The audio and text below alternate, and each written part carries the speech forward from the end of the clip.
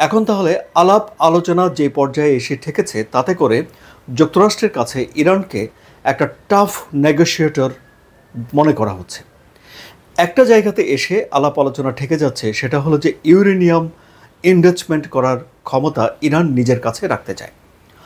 যুক্তরাষ্ট্র একটা সীমিত সময় পর্যন্ত নিম্নমাত্রায় ইউরেনিয়াম সমৃদ্ধ করার ক্ষমতা ইরানের হাতে রাখতে চায়, কিন্তু একটা সময় পরে গিয়ে পার্মানেন্টলি ইরানের এই পারমাণবিক কর্মসূচি বন্ধ করে দিতে চায়।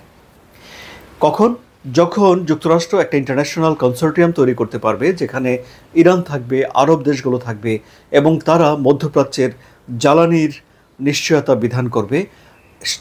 ঠিক তেমন একটা ব্যবস্থা হওয়ার আগে পর্যন্ত ইরানকে যুক্তরাষ্ট্র অল্প পরিমাণে ইউরেনিয়াম এনরিচমেন্ট করার ক্যাপাসিটি রাখতে চায়, কিন্তু ইরান সেই প্রস্তাবে রাজি হচ্ছে না।